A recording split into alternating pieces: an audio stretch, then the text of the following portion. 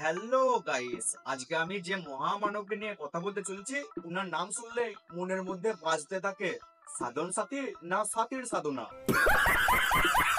সাধন সাথীর নামটা শুনলেই মনে হয় কোনো বাউল গুরু, কিন্তু ভাইরে এরা আসলে বাউল গুরু না, এরা হচ্ছে সোশ্যাল মিডিয়ার বাউল গুরু। কি বলছিস তুই? তুমি সূর্য, তুমি চন্দ্র। এরা কন্টেন্টই এমন বানায় যে মাঝে মাঝে আমার ফোনটাও আমাকে বলে ওঠে, ভাই আমাকে চার্জে দিস না, আমি এমনি মরতে চাই।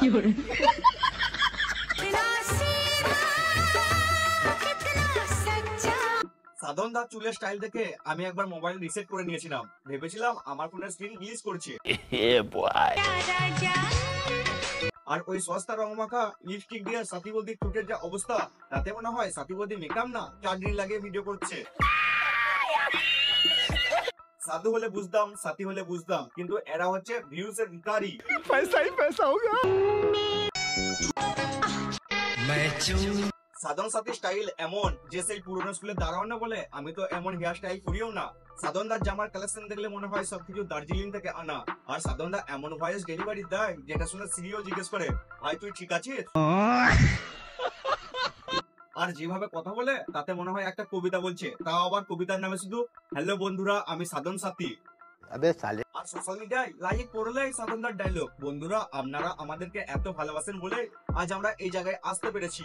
এইটা কেমন কথা? আর রিলস, সাধনদা এমন সব রিলস বানায় যে ব্যাকগ্রাউন্ডে হিন্দি গানের সাথে মুখের এক্সপ্রেশন।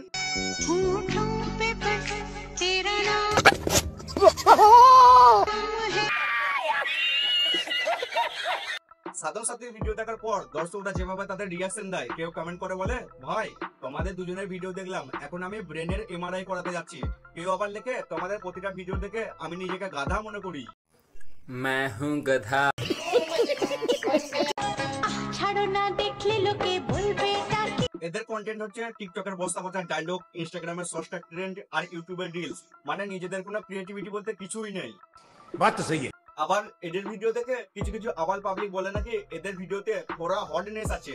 তাদেরকে বলি, ভাই এদের ভিডিওতে হটনেস না, হট্টগোল আছে।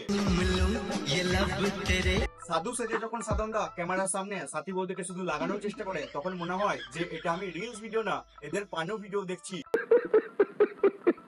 এরা এতই বেকার কন্টেন্ট বানায় যে অধিকাংশ ভিউয়ার্স এদের ভিডিও দেখে আফসোস করে আর মনে মনে ভাবতে থাকে যে আমি আমার জীবনের অমূল্য সময়টুকু নষ্ট করে ফেললাম শুধুমাত্র এদের এই বেকার কন্টেন্ট দেখে।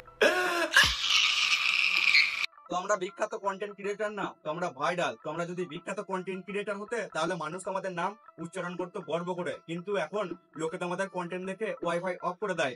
আর তোমরা নিজেদেরকে ইনফ্লুয়েন্সার বলো, তোমরা কাকে ইনফ্লুয়েন্স করো? পাড়ার ওই বকাটা ছেলেগুলোকে কি মানা যায়? আরে তোমাদের ভক্তরা ঠিক তোমাদেরই মতন, ওরা তোমাদের ভিডিও দেখে স্ক্রল করে, হাসে, তোমাদেরকে নিয়ে ব্যঙ্গ করে, ব্যাস তারপর দিন তোমাদেরকে ভুলে যায়।